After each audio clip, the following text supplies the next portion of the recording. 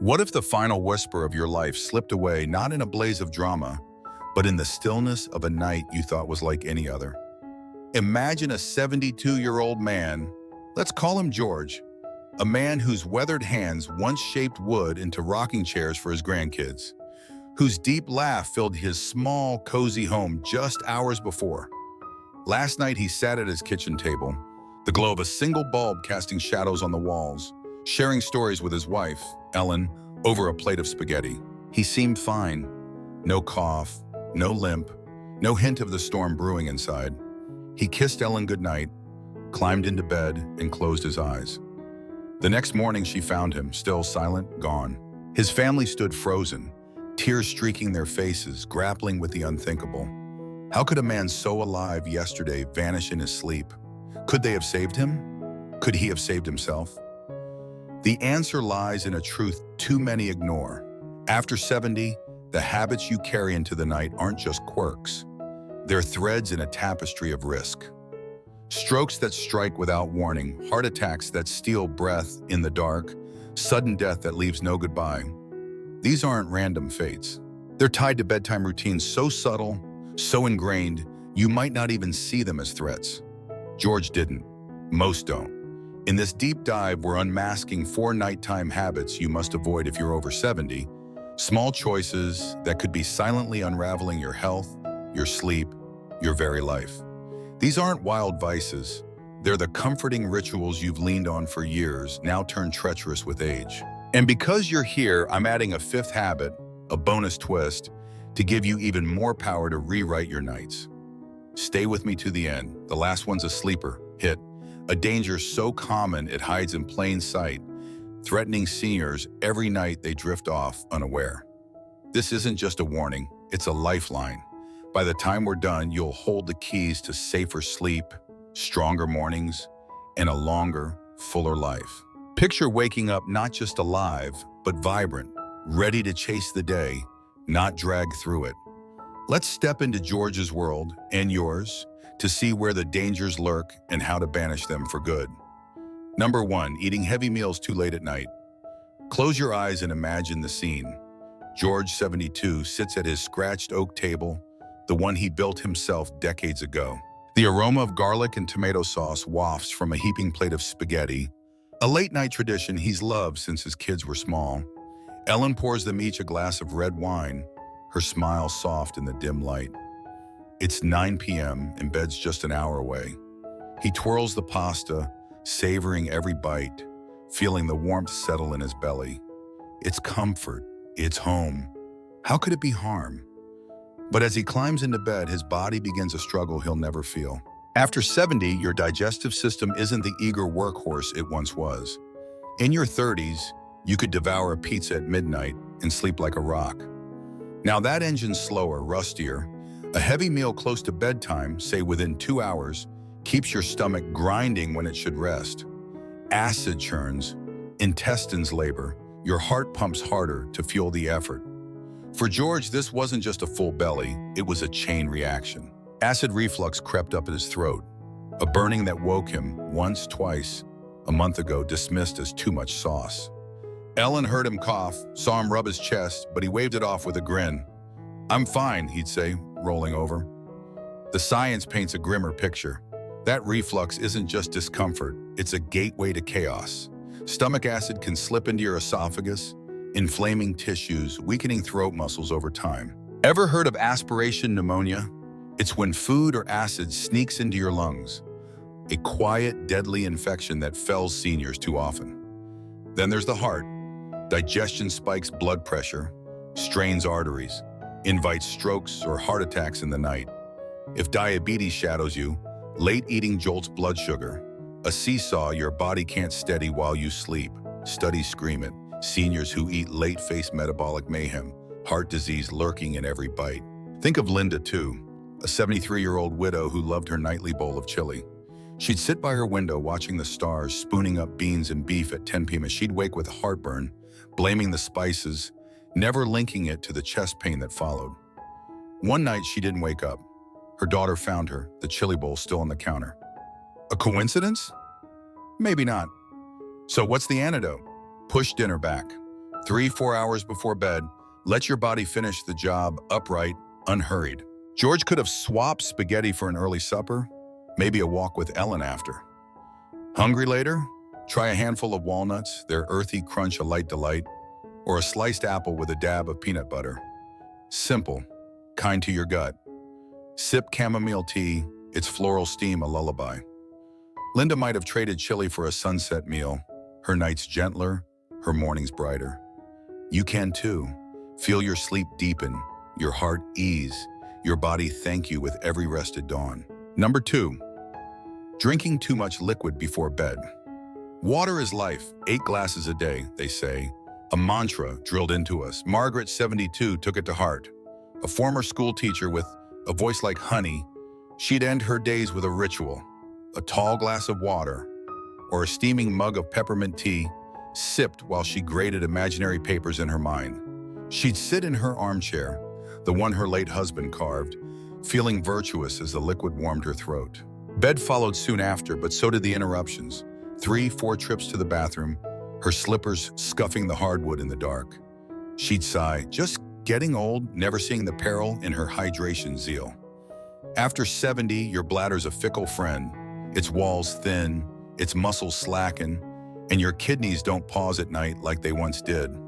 A big drink before bed floods the system, waking you with urgency when you should be dreaming. For Margaret, those midnight treks were more than a nuisance. One night she rose too fast, the room spinning as blood pressure plummeted. Postural hypotension, a dizzying drop doctors warn about. She gripped the bedpost, heart racing, but another time she wasn't so lucky. A stumble, a crash, a hip fractured on the cold floor. Weeks in a hospital bed, her spirit dimmed, all from a glass too many. It's not just falls. Each bathroom run snaps your sleep apart. Lights flare, melatonin fades. Your brain buzzes awake when it should drift. Over months, years, this erodes you. Immunity weakens, blood pressure climbs, memory frays. Research ties nighttime waking, called nocturia, to dementia's creeping shadow, a fate Margaret's sharp mind didn't deserve. Then there's Jack, 75, a fisherman who downed juice before bed, thinking it kept him spry. His wife found him one morning, a fall from a midnight trip, his final cast. Hydration's still king, but timing's the crown. Drink deep in the day, water with a twist of lime at breakfast, soup with lunch, tea mid-afternoon. By evening, ease off. Margaret could have moved her tea to sunset, savoring it on the porch. Thirsty at night? Small sips, not gulps. Skip caffeine late. It's a diuretic, doubling your trouble. Watch soups, melons, even meds that swell your fluids. Jack might have fished another season with a drier night. Test it, cut back tonight, and wake without the shuffle. Your sleep a seamless tide, your safety sure. Number 3, sleeping in a room that's too warm.